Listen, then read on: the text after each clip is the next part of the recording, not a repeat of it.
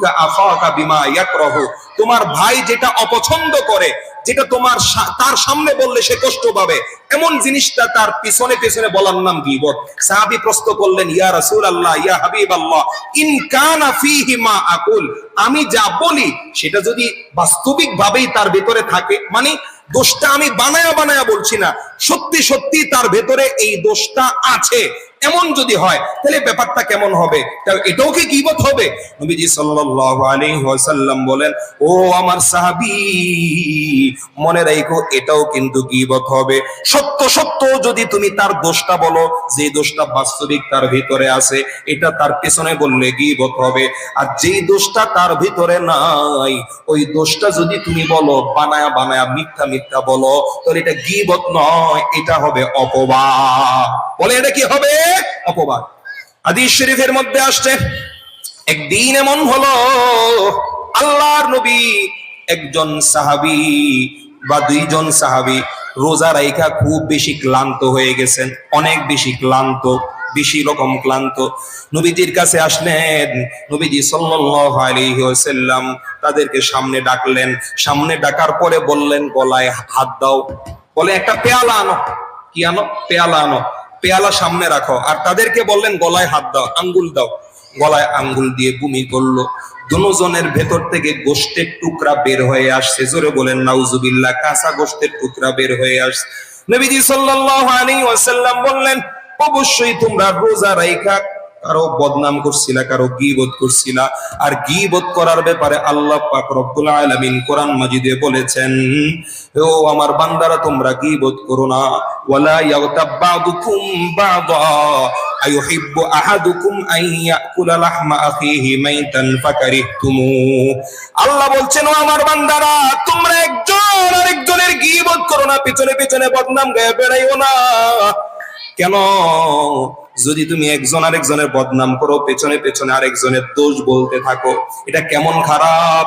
এটা হলো তুমি তোমার ভাই মারা যাওয়ার পর তার শরীর থেকে গোশত, মরা ভাইয়ের শরীর থেকে গোশত কাইটা খাইটা খাওয়াটা যেমন খারাপ, তুমি যদি রোজা রাখার পরও গীবত করো, ওই গীবত করাটাও কিন্তু তোমার জন্য তেমন খারাপ। ওই সাহাবীরা একটু গীবত করছে, একটু বদনাম করে ফেলছে, এটার মাধ্যমে আল্লাহ দেখায় দিচ্ছেন, এটা তো নবীজির বরকতে আল্লাহ দেখায় দিচ্ছেন যে তাদের ভিতরে কি ঢুকে গেছে? মরা মানুষের গোশত ঢুকে গেছে।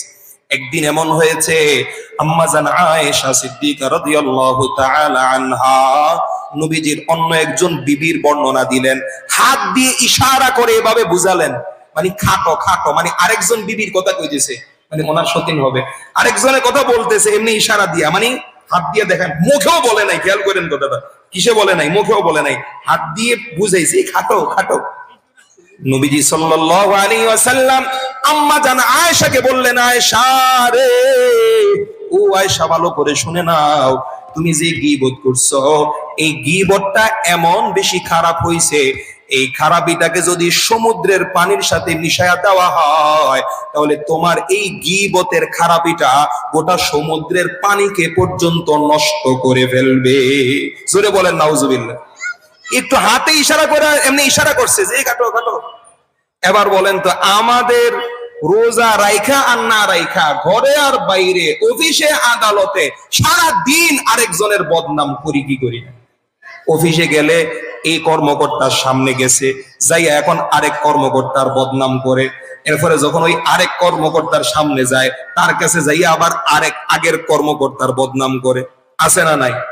যখন যে সামনে তার প্রশংসা, তাকে ভালো বলবে, আর যে পিছনে তার বদনাম করে, এটা হলো গীবতের স্বভাব।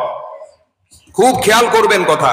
ইমামে আজম আবু হানিফা রাহমাতুল্লাহি আলাইহি বলেন, যদি আমি কারো গীবত করতাম, তাহলে আমি আমার মায়ের গীবত করতাম। কেন?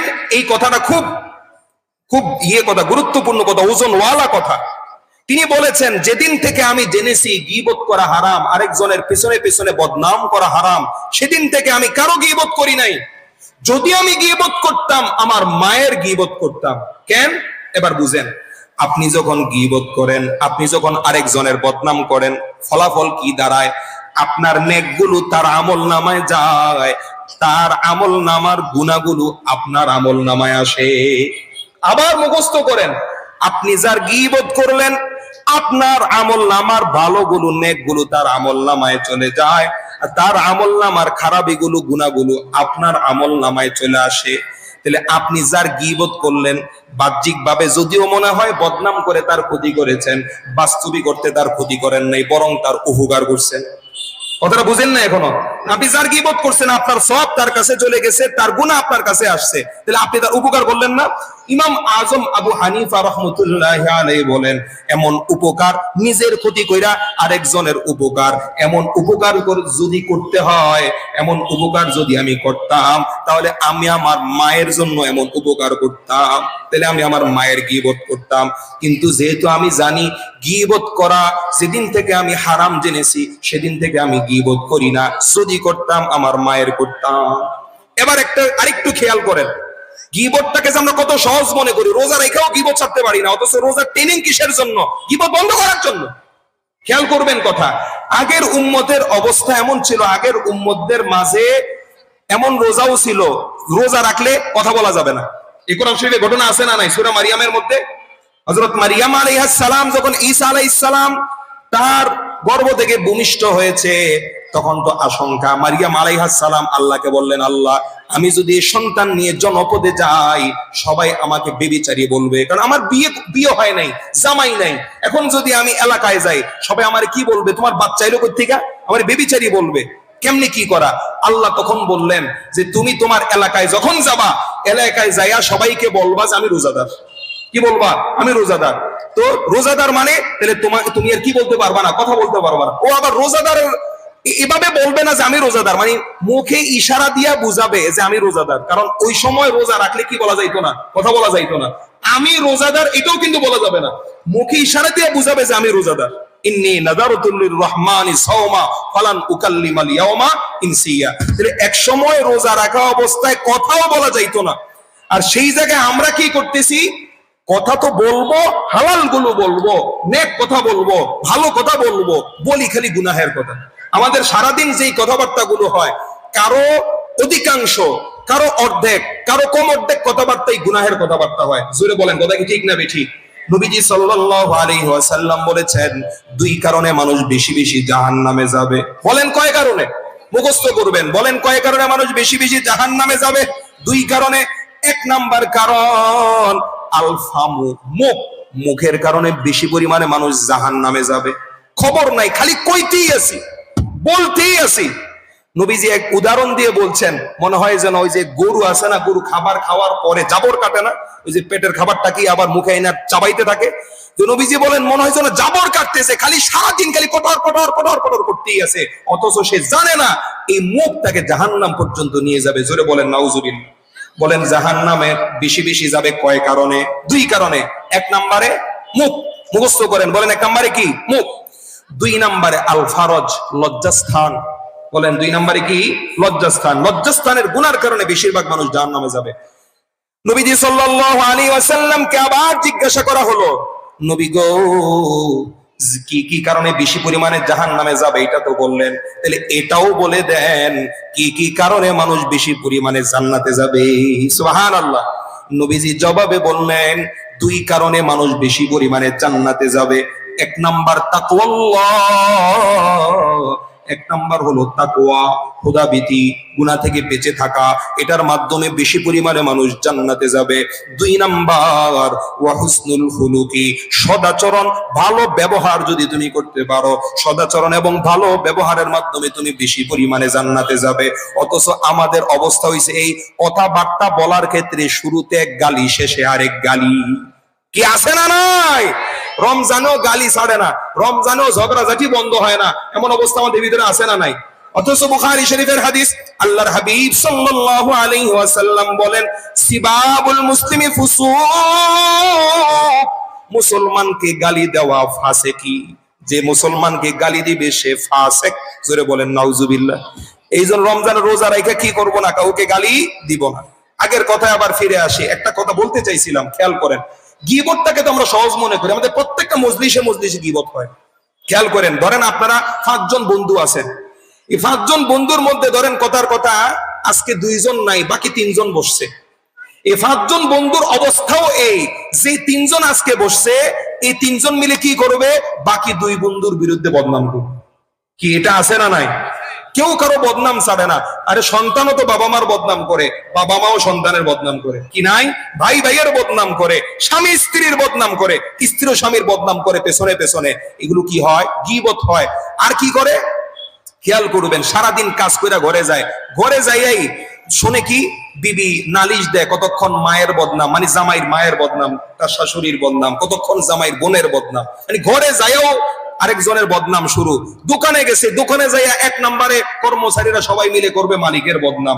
অফিসে গেছে, অফিসে যাইয়া সবাই মিলে শুরু করবে অফিসের হেড বসের বদনাম। বলেন এগুলো আছে না নাই? মানে আমাদের এমন একটা দিন পার হয় না, এমন একটা বৈঠক পার হয় না যেই বৈঠকে আমরা আরেকজনের পেছনে পেছনে দোষ তালাশ করি না, আরেকজনের বদনাম তালাশ করি না। অথচ আল্লাহর হাবিব সাল্লাল্লাহু আলাইহি ওয়াসাল্লাম বলেছেন যে তোমার দায়িত্ব হলো নিজের দোষ অন্যের গুণ তালাশ করা। নিজের তালাশ করবা দোষ আর অন্যের তালাশ করবা গুণ। আর আমাদের অবস্থা কি? নিজের তালাশ করি গুণ, অন্যের তালাশ করি দোষ। জোরে বলেন কথা কি ঠিক না বেঠিক? এখন আমাদের গীবত থেকে আমরা বাঁচতেই পারি না। বসলেই আরেকজনের বদনাম, কথা বললেই আরেকজনের বদনাম। আরেকজনের বদনামের এই গুণাটা কতটা মারাত্মক এটা একটু ভালো করে বুঝেন। একটা মাসলা আপনারা সবাই জানেন, আশা করি কেউ এই মাসলা জানা থেকে খালি নাই। কি মাসলা? আল্লাহ পাক রব্বুল আলামিন হাসরের ময়দানে তার নিজের হক মাফ করবেন, কিন্তু বান্দার হক মাফ করবেন না। এই মাসলা সবার জানা আছে না? খেয়াল করবেন, এটা সবাই জানে। আমি যতই আল্লাহর কাছে মাপ চাই, যতই আল্লাহর কাছে তাওবা করি, এই আল্লাহর কাছে মাপ চাওয়া আর তাওবা যতই করি না কেন, একবার কাবা শরীফের গিলাফ ধরেও যদি আল্লাহর কাছে মাপ চাই, আপনারা সবাই মাসলা জানেন, আল্লাহ তার হক মাফ করবেন। আর হয়তো আপনি নামাজে ঘাটতি করছেন, আল্লাহ মাফ করবেন। রোজায় ঘাটতি করছেন, আল্লাহ মাফ করবেন। কোথাও তো সুদ খেয়েছেন, আল্লাহ মাফ করেন, তো আল্লাহ মাফ করবেন। আল্লাহর হক নষ্ট করছেন, আল্লাহর কাছে মাফ চাইলে আল্লাহ মাফ করে দিবেন। কিন্তু বান্দার হক নষ্ট করলে আল্লাহ মাফ করবেন? যতক্ষণ পর্যন্ত বান্দা মাফ না করবে ততক্ষণ পর্যন্ত কে মাফ করবেন না? আল্লাহ মাফ করবেন না। এবার খেয়াল করেন, গীবত করার মাধ্যমে আপনি বান্দার হক নষ্ট করেছেন। কেন? আল্লাহ পাক রব্বুল আলামিন মানুষের কিছু জিনিসকে অনেক মূল্যবান আখ্যা দিয়েছেন, অনেক দামি বলেছেন।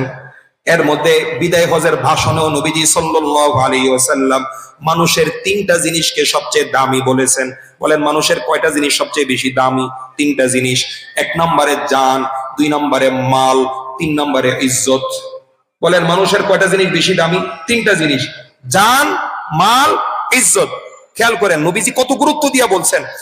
বিদায় হজের ভাষণে নবীজি বললেন, আইয়ু ইয়াউমিকুম হাদা, বলো তো আজকে কোন দিন? তখন সাহাবায়ে কেরাম বললেন, ইয়া রাসূলুল্লাহ, আল্লাহর রাসূল ভালো জানেন। কেন এই জবাব কেন দিলেন? সবাই তো জানে আজকে হজের দিন, হজের ভাষণ চলতেছে, সবাই জানে হজের দিন। এরপরও যে নবী জিজ্ঞাসা করলেন আজকে কোন দিন, নিশ্চয়ই নতুন কিছু একটা হুজুর বলবেন, এই জন্যই তো জিজ্ঞাসা করছেন। নইলে কি জানা কথা আবার জিজ্ঞাসা করতেন? তো এই কারণে সাহাবায়ে কেরাম বললেন যে আল্লাহর রাসূল ভালো জানেন। নবীজি নিজে আবার জবাবে বললেন, না এত কঠিন বিষয় না, আজকের দিনটা হচ্ছে হজের দিন, আরাফার দিন। নবীজি জিজ্ঞাসা করলেন, আইয়ু বালাদিকুম হাযা, এটা কোন শহর? সবাই বললেন যে এটা হলো হেরেমের এরিয়া, হেরেম শহর, বাস পবিত্র এলাকা। কোন মাস এটা? এই সাহাবায়ে কেরাম বললেন আল্লাহর রাসূল ভালো জানেন। নবীজি জবাবে বললেন এটা হলো একটা পবিত্র মাস, বরকতময় মাস, একটা হারাম মাস। হারাম মাস মানে এখানে যেখানে অন্যায় করা বিশেষভাবে হারাম, এটা লম্বা ব্যাখ্যা, অধিকার যাচ্ছে। তো এই মাসটাও দামি, দিনটাও দামি, জায়গাটাও দামি। এবার নবীজি সাল্লাল্লাহু আলাইহি ওয়াসাল্লাম সবাইকে ডাইকা ডাইকা বুঝাচ্ছেন, ও আমার উম্মতেরা, তোমাদের প্রত্যেকের জান, মাল, ইজ্জত এগুলো আল্লাহর কাছে ততটা দামি, আজকের এই দিনটা যতটা দামি, আজকের এই মাসটা যতটা দামি, এবং এই মক্কা নগরীটা যতটা দামি, প্রতিটা মানুষের জান, মাল, ইজ্জত এই 3টা জিনিস ততটা দামি। জোরে বলেন সুবহানাল্লাহ।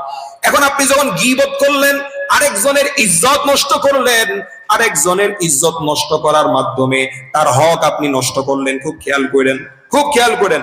আরেকজনের ইজ্জত নষ্ট করলেন মানে তার কি নষ্ট করলেন? বলেন হক নষ্ট করলেন। তার হক নষ্ট যে আপনি করলেন, এখন বলেন তো এই হকটা কয়জন এমন আছে মাপ চাইয়া কবরে যাইতে পারবে?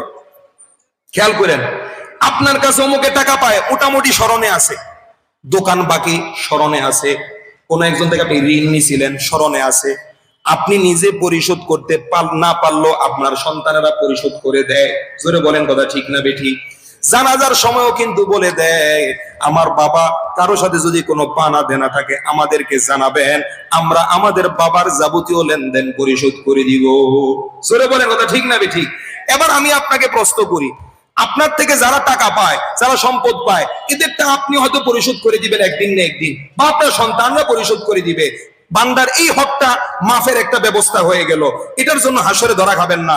কিন্তু যেই বান্দাগুলোর গীবত করেছিলেন, বদনাম করেছিলেন, বলেন তো এদের কাছ থেকে না আপনি কোনোদিন মাফ চাইবেন, না আপনার সন্তানেরা মাফ চাইবেন? সারাদিনে কতজনের গীবত করছি আমি। এমনকি আপনি খেয়াল করেন, ধরেন আপনি নিজের বাপেরও গীবত কম করেন নাই, মায়েরও গীবত কম করেন নাই, এখন আপনি কোনোদিন যে বাপেরে কইতে পারবেন যে আব্বা জীবনে আপনার অনেক গীবত করছে, আপনার পিছে পিছে আপনার অনেক বদনাম করছি, আমারে মাফ করে দিয়ে? কইতে পারবেন? বলে মাফ নি করবো জুতার বাড়ি দিয়ে দৌড়ে। কি কথা ঠিক না? চাওয়ার মতো আপনি মাফ চাওয়ার হিম্মত সাহস আপনার নাই, বরং চাইলে আব্বা আরো বেশি রাগান্বিত হবে। আগে যদি এমনি আপনারা দেখতে পারেন, আজকের থেকে জুতার বাড়ি একটাও মাটিতে পড়বে না। বাস্তবতা হলো আপনি যতই নেতার প্রেম দেখান, নেতার পিছনে পিছনেও কিন্তু নেতার বদনাম করেন। আপনার একটু সুযোগ সুবিধা কম দিছে, দেখছে কম, পদটা একটু বেশি ভালো দেয় নাই, আপনারে মূল্যায়ন কম করছে, নেতারও কিন্তু বদনাম করেন। নেতার কাছে যে মাপ চাইছিলেন, খেয়াল করেন। আবার কি হলো, সারা জীবনে আপনি কত শত মানুষের গীবত করছেন। আবার বলেন, আমার সারা জীবনে মৃত্যু পর্যন্ত কত হাজার মানুষের বদনাম গায়া গায়া এরপরে আমি মৃত্যুবরণ করলাম। এবার অবস্থা কি হবে একটু খেয়াল করেন।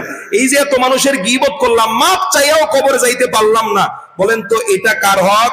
বান্দার হক। জোরে বলেন, কার হক? বান্দার হক। আল্লাহর হাবিব সাল্লাল্লাহু আলাইহি ওয়াসাল্লাম একদিন সাহাবীদেরকে বললেন, ও আমার সাহাবীরা, তোমরা আমাকে বলো কোন ব্যক্তি সবচেয়ে বেশি গরিব, কোন ব্যক্তি সবচেয়ে বেশি দরিদ্র? সাহাবায়ে কেরাম আরজ করলেন, ইয়া রাসূলুল্লাহ, ইয়া হাবিবাল্লাহ, মান লা দিনার লাহু ওয়ালা দিরহামা, যার কোনো টাকা পয়সা নাই সে না গরিব। যার টাকা, আমরা তো এটাই জানি, বলেন গরিব কে? ফকির কে? যার কোনো কি নাই, টাকা পয়সা নাই। হ্যাঁ, মান লা মাতা লাহু ওয়ালা দিরহাম, এটাও কোনো riwayate আসছে, যার কোনো সহায় সম্পত্তিও নাই সেই তো গরিব। নবীজি বললেন, না না না, সবচেয়ে গরিব হলো ওই ব্যক্তি হাসরের ময়দানে উঠবে নেকের পাহাড় নিয়ে, কিন্তু এরপরে নেকের পাহাড় খালি হইয়া গুনাহের পাহাড় নিয়ে এরপরে জাহান্নামে চলে যাবে। সে সবচেয়ে গরিব। আসরে উঠবে কি নিয়ে বলেন? নেকের পাহাড় নিয়ে। কিন্তু ফলাফল কি দাঁড়াবে? সে, নবীজি নিজেই ব্যাখ্যা করতেছেন, অমুক আয়েশা বলবে তুমি আমার হক নষ্ট করছো। ফলাফল কি? নেকের ভান্ডার থেকে, নেকের পাহাড় থেকে কিছু তারে দিয়ে দিতে হবে। আরেকজন আয়েশা দাবি করবে সে আমার হক নষ্ট করছে, তাকে আমার নেকের থেকে কিছু নেক দিয়ে দিতে হবে। এভাবে করতে করতে করতে করতে বহু মানুষকে আমার নেক দেওয়ার পর আমার নেকটা শেষ হয়ে যাবে। নেক শেষ হওয়ার পর এরপরও পাওনাদার শেষ হয় নাই। ফলাফল এই হবে, আরেকজন আসছে বলবে যে ভাই আমার পাওনা পরিশোধ করো, আমার যে তুমি দুনিয়াতে গীবত করছিলা, আমার ইজ্জত নষ্ট করছিলা, আমার সম্পদ নষ্ট করছিলা, এগুলো পরিশোধ করো। কিন্তু দেখা যাবে নেক তো আর নাই, দিবে কেমনে? দুনিয়াতে টাকা পয়সা হলো সম্পদ, আর আখিরাতে সম্পদ হইলো নেক। এটা মনে রাখেন। একটা উদাহরণ দিই, আরো সহজে বুঝবেন। ধরেন আমাদের কাছে এখন টাকা পয়সা আছে না? ধরেন একটা 500 টাকার নোট, খুব সহজে বুঝেন। সরকার ঘোষণা দিল আগামী 1 মাস পর, কথার কথা আপনার এপ্রিলের 1 তারিখ থেকে বর্তমান 500 টাকার নোটটা অচল। খেয়াল করবেন কথা, এপ্রিলের 1 তারিখ থেকে 500 টাকার নোট কি অচল। যাদের কাছে 500 টাকার নোট আছে, এই 1-1.5 মাসের মধ্যে সবাই কি করেন, আপনাদের 2 মাসের মধ্যে টাকাগুলো ব্যাংকে জমা দিয়ে দেন, জমা নিয়ে নিবে। 1 এপ্রিল যখন হয়ে যাবে এরপরে আর জমা নেওয়া হবে না। এরপর থেকে বর্তমান প্রচলিত 500 টাকার নোট অচল, নতুন করে আবার 500 টাকার নোট ছাপা হবে। ভারতেও হয়েছে আপনার প্রায় 7-8 বছর আগে। ভারতে একবার আপনার এই যে প্রচুর পরিমাণে জাল টাকা ছড়ায় পড়ছে বাজারে, তখন ভারত সরকার কৌশল করছে কি, তাদের 500 এবং 1000 টাকার নোট বাজেয়াপ্ত করে ফেলছে। শুধু 100 টাকার নোটগুলোরে চালু রাখছে, 500 1000 টাকার নোটকে ব্যান করে দিস, ব্যাংকে জমা নিয়ে নিস। এরপরে নতুন করে আবার নতুন নোট ছাড়ছে, কিসের জন্য? জাল টাকাগুলোকে করার জন্য, বাতিল করার জন্য। এবার খেয়াল করেন, সরকার যখন বলল এপ্রিল মাসের 1 তারিখ থেকে এই টাকা আর চলবে না, এখন যদি আপনার কাছে পুরাতন 500 টাকার নোটের 5টা বান্ডিল থাকে, বড় বড় 5টা বান্ডিল, প্রত্যেকটার মধ্যে 100টা করে নোট, মানে 50,000 টাকার বান্ডিল, 5টা বান্ডিলে 2.5 লাখ টাকা। কয় তারিখ পর্যন্ত? এপ্রিলের 1 তারিখের আগ পর্যন্ত এই 5টা বান্ডেলের দাম 2.5 লাখ টাকা। এপ্রিলের 1 তারিখ যখন সরকার ঘোষণা দিয়ে দিছে আজকে থেকে এই টাকার আর কোনো মূল্য নাই, এখন বলেন তো এই 5টা বান্ডিলের দাম কত? কোন দাম আছে? আর আগে ছিল 2.5 লাখ টাকা, কিন্তু এই 5টা বান্ডিল যেদিন থেকে সরকার অচল করে দিয়েছে, ব্যান করে দিয়েছে, সেদিন থেকে এই টাকার কোনো মূল্য নাই। সর্বোচ্চ মূল্য এটুকু পাইতে পারেন, এই বান্ডেল গুলো মুড়িওয়ালার কাছে বিক্রি করলে ও এগুলো দিয়ে চামচ বানাবে, এর থেকে বেশি আপনি দাম পাবেন না। কেন? ওই টাকাটা অচল হয়ে গেছে। ঠিক তেমনি ভাবে দুনিয়ার টাকা এখন সচল, কবরে গেলে কি হয়ে যাবে? অচল। তখনের মুদ্রা, তখনের নোট, তখনের টাকা হবে নেক আমল। সুবহানাল্লাহ বলেন।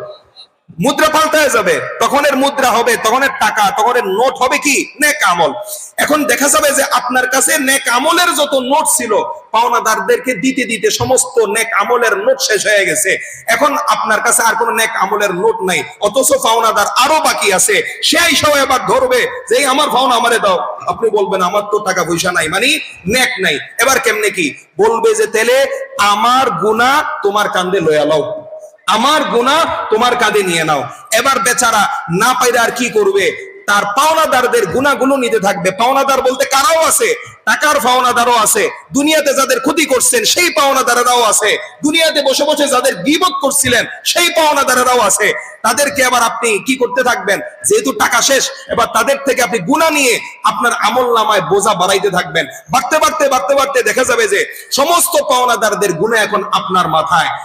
আপনি হাসরের ময়দানে উঠছিলেন নেকের পাহাড় নিয়ে, এখন হয়ে গেল কিসের পাহাড়? গুনাহের পাহাড়। গুনাহের পাহাড় নিয়ে এরপর আমাকে জাহান্নামে যাইতে হবে। জোরে বলেন নাউজুবিল্লাহ। এবার আপনি একটু হিসাবটা মিলান তো, সারা জীবনে যেই পরিমাণ মানুষের গীবত করছি আর যেই পরিমাণ নেক আমল করছি, ফলাফলটা কি? হিসাব যদি টানা হয়, ওই নেক আমল দিয়া ওই গীবত গুলো কভার করা যাবে তো? যেই পরিমাণ নামাজ রোজা করছি, নেক আমল করছি, ওগুলো তো কাদেরকে দিয়ে দিতে হবে? যাদের গীবত করছি তাদেরকে দিয়ে দিতে হবে। দিয়ে দিলে এরপর আমার ভান্ডতে, আমার পাত্রে, আমার আমলে কিছু থাকবে তো? জান্নাতে যেতে পারবো তো? এই প্রশ্নটা নিজের ভিতরে রাখেন। দৈনিক নেক যদি করি 5টা, গীবত করি 50টা। কি কথাটা কি অবাস্তব বললাম? অন্য গুনাহ বাদই দিলাম, শুধু আমি গীবতের ভিতরে ঢুকে গেছি, এজন্য এটার কথাই বলতেছি। সব বলে তো শেষ করতে পারবো না, তাকওয়ার স্তর অনেকগুলো। আমি এই যে সারাদিন যেই পরিমাণ গীবত করি, ধরেন সারাদিন আমার আমল হয়েছে, নেক হয়েছে যদি হয় 5 কেজি, দৈনিক আমার গীবতের গুনাই হয়ে যায় 15 কেজি। কি এটা বাস্তব না? সারাদিন যেখানেই যাই সেখানে গীবত করি, ফলাফল কি হবে? যতই আমল করি কবরেও কোনো মুক্তি নাই, হাসরেও কোনো মুক্তি নাই, যদি এই গীবত ছাড়তে না পারি। তার মানে এতক্ষণ যেই কথার থেকে গীবতের মধ্যে ঢুকলাম সেটা ছিল রোজা রাখতে হবে শুধু না খায়া থাকা না, রোজা রাখতে হবে কিভাবে? সমস্ত গুনাহ থেকে মুক্ত থাকার মাধ্যমে। আল্লাহর হাবিব সাল্লাল্লাহু আলাইহি ওয়াসাল্লাম বলেন, আসসিয়ামু জুন্নাহ, রোজা হচ্ছে ঢাল স্বরূপ। রোজা কি? ঢাল। ঢাল তরোয়ার আছে না? ঢাল তরোয়ার। রোজা হচ্ছে ঢাল। এই আমাদের এখন শেষ হয়ে যায় মজলিস, ইনশাআল্লাহ আমি কথা শেষ করে দিচ্ছি। রোজা হচ্ছে ঢাল স্বরূপ। ঢাল তরবারি আছে না? তরবারি দ্বারা যখন আঘাত করে তখন ঢাল দিয়ে ওই আঘাতটারে কি করে? ঠেকায়। আচ্ছা বলেন তো, একজনে আপনার, আমাদের তো জটিল উদাহরণ দরকার নাই, বাংলাদেশে সহজ উদাহরণ নেন। ওই যে আপনার পুলিশ যখন আপনার কি করে? লাঠি চার্জ করে। পুলিশ জনগণ যখন মাইর ফিট লাগে তখন কি করে? পুলিশের হাতে এক ধরনের একটা কি থাকে? চাষের মতো একটা থাকে না? এটা দ্বারা কি করে জানো? তুই ইট পাটকেল মারলে অথবা লাঠি দিয়ে বাড়ি মারলে এটা দিয়ে কি করে? ঠেকায়। এখন খেয়াল করেন, একজন পুলিশ মানুষের ইট পাটকেল ঠেকানোর জন্য, লাঠির বাড়ি ঠেকানোর জন্য একটা ঢাল, এই যে এরকম একটা চাষের নিয়ে আসছে। কি এটা? ভাঙ্গা। বলেন কি নিয়ে আসছে? ভাঙ্গা। বলেন তো এমন ভাঙ্গা চাষের এই ঢাল দিয়ে ইট পাটকেল ঠেকাইতে পারবে না? কেন? ওই ভাঙ্গা ঢাল দিয়ে এই ইট পাটকেল পুরোটা তার গায়ে আইসা পড়ে যাবে, সে কি করতে পারবে না, ইট পাটকেল ঠেকাইতে পারবে না, মানুষের লাঠির আঘাত ঠেকাইতে পারবে না, মানুষের হাতের আঘাত ঠেকাইতে পারবে না। কেন? ঢালটা ভাঙ্গা। নবীজি সাল্লাল্লাহু আলাইহি ওয়াসাল্লাম বলেন, তোমার রোজা জাহান্নাম থেকে বাঁচার জন্য ঢাল স্বরূপ হবে। তোমার রোজা যদি আল্লাহ কবুল করেন, জাহান্নামের আগুন তোমাকে স্পর্শ করতে পারবে না। ঢাল থাকলে যেমন কোন তরবারির আঘাত গায়ে লাগে না, হাতের আঘাতও গায়ে লাগে না, তীরও গায়ে লাগে না, ধনুকও গায়ে লাগে না, বর্ষাও গায়ে লাগে না, শত আক্রমণ করুক গায়ে লাগে না। ঠিক তেমনি ভাবে রোজা যদি তুমি কবুল রোজা রাখতে পারো, তাহলে জাহান্নামের আগুন তোমাকে স্পর্শ করবে না। কিন্তু শর্ত আছে, নবীজি বলছেন, মালাম ইয়াখরিকহা, কতক্ষণ পর্যন্ত? যতক্ষণ পর্যন্ত তুমি এই ডালটাকে ভেঙ্গে না ফেলবে, ছিঁড়ে না ফেলবে। মানে কি? রোজা রাইখা যদি গুনাহ না ছাড়ি, রোজা রাইখা যদি গীবত করি, রোজা রাইখা যদি আমি অহংকারী আচরণ করি, রোজা রাইখা যদি হারাম খাই, রোজা রাখে আবার হারাম দিয়ে সারি ইফতার করে, কেমন রোজা আপনি চিন্তা করেন? তো রোজা রাইখা যদি এগুলো ছাড়তে না পারি, আমার রোজা আল্লাহর কাছে কবুল হবে না। আমার রোজাটা হবে ভাঙ্গা ঢালের মতো। ওই ভাঙ্গা ঢাল দিয়ে কি ঠেকানো যাবে না? জাহান্নামের আগুন ঠেকানো যাবে না, ফেরেশতার মুগুরের মাইর ঠেকানো যাবে না। এই জন্য আমাদেরকে এখন থেকে সংকল্প করতে হবে, পাক্কা নিয়ত করতে হবে, এবারের রমজান হবে গুনাহমুক্ত থাকার রমজান। এবারের রমজান হবে আমার মুখ দিয়ে আমি মিথ্যা বলবো না। এবারের রমজানে আমি আমার মুখ দিয়ে কারো গীবত করব না। এবারের রমজানে আমি কখনো মিথ্যা কথা বলবো না। এবারের রমজানে আমি আমার মুখ দিয়ে কোনো গান গাইবো না। এবারের রমজানে আমি কান দিয়ে কোনো গান শুনবো না। এবারের রমজানে চোখ দিয়ে কোনো নর্তকীর নাচ দেখবো না। এবারের রমজানে আমি টিভি দেখবো না, মোবাইলের অশ্লীল কোনো ভিডিও দেখবো না, কোনো পরনারীর দিকে তাকাবো না। এবারের রমজানে আমি আমার হাতকে কোনো গুনাহের কাজে ব্যবহার করব না। এবারের রমজানে আমি আমার লজ্জাস্থানকে কোনো গুনাহের জায়গায় ব্যবহার হতে দিব না। এবারের রমজানে আমি পা দিয়ে কোনো গুনাহের জায়গায় হাঁটবো না। সোজা কথায় টপ টু বটম, মাথা থেকে নিয়ে একদম পা পর্যন্ত পুরো বডিটাকে আমি হেফাজতে রাখবো, গুনাহ থেকে মুক্ত রাখবো। এটাই আমার জন্য আল্লাহ যে রোজা দিয়েছেন, এই রোজার মূল উদ্দেশ্য, মূল টার্গেট, মূল মাকসাদ। এমন রোজা যদি রাখতে পারি, কসম করে বলছি আল্লাহ সুবহানাহু ওয়া তাআলা আমাদের জন্য এমন একটা জান্নাত রেখেছেন, যেই জান্নাতে শুধু কবুল রোজাদাররাই ঢুকতে পারবে, কবুল রোজাদাররা ছাড়া অন্য কেউ ঢুকতে পারবে না। সেই জান্নাতটার নাম হচ্ছে রাইয়ান। জোরে বলেন সুবহানাল্লাহ, আরো জোরে বলেন সুবহানাল্লাহ। জান্নাতের একটা দরজা আল্লাহ আমাদের জন্যই বরাদ্দ দিয়ে দিবেন, সুবহানাল্লাহ। জান্নাতের হুরেরা আমাদেরকে ডাকতে থাকবে। কোন শর্তে? যদি রোজাগুলো এমন ভাবে রাখতে পারি, হুট করে নিয়ত করা যায় না, হুট করে সবকিছু পালন করা যায় না। এখন থেকে দিলকে বুঝান, অন্তরকে বুঝান, এবারের রমজান হবে আমার জীবনের শ্রেষ্ঠ রমজান। অতীতে রমজানে রোজাও রাখছি, গুনাহও করছি, এই রমজানে আমি একটা গুনাহ হইতে দিব না। যে কোনো মূল্যে শয়তানের ধোঁকাকে উপেক্ষা করে আমার মাথা থেকে পা পর্যন্ত পুরা বডিটাকে গুনাহ থেকে মুক্ত রাখবো। পুরা রমজানের 30 দিনে 150 ওয়াক্ত নামাজ, এই 150 ওয়াক্ত নামাজের এক ওয়াক্ত নামাজ মিসও দিব না, জামাতও তরক করব না। প্রত্যেক ওয়াক্ত নামাজ আমি তাকবীরুল্লাহর সাথে পড়বো। প্রতিদিন যে তারাবিগুলো হয়, একটা তারাবিও মিস দিব না। প্রতিদিনের তারাবি ইমামের পিছনে জামাতের সাথে পড়বো। এভাবে যদি নিয়ত করতে পারি, ইনশাআল্লাহ ওয়াল্লাযীনা জাহাদু ফীনা লানাহদিয়ান্নাহুম সুবুলানা, আমি যদি দৃঢ় সংকল্প করতে পারি, তাহলে পূরণ করার তৌফিক দাতাকে আল্লাহ। এই জন্য সবার প্রতি আহ্বান থাকবে, উদাত্ত আহ্বান থাকবে, অন্তর থেকে অনুরোধ থাকবে। আমি আপনার পায়ে হাত থেকে বলছি, প্রিয় কলিজার ভাই, আপনি দয়া করে সংকল্প করেন, এবার রমজান যেন আমার জীবনের শ্রেষ্ঠ রমজান হয়। এবারের রমজান যেন আমার হাসরের নাজাতের উসিলা হয়। এবারের রমজান যেন এমন হয় যে রমজান রোজা রেখে আমি নবীজির সাথে জান্নাতে একসাথে থাকতে পারি। আল্লাহ পাক রব্বুল আলামিন তৌফিক দান করেন। সকলে বলে আল্লাহুম্মা আমিন। নিয়ত করতে পারি না একটু ইনশাআল্লাহ? একটু হাত তুলে আল্লাহরে দেখাই। আল্লাহ আমাদের সকলের নিয়ত কবুল করেন, বলেন আমিন। হাত নামাত। এখন সংক্ষিপ্ত সময়ের মধ্যে পাগড়ি দিয়ে দেওয়া হবে এবং মুনাজাত হবে, কেউ যাব না ইনশাআল্লাহ।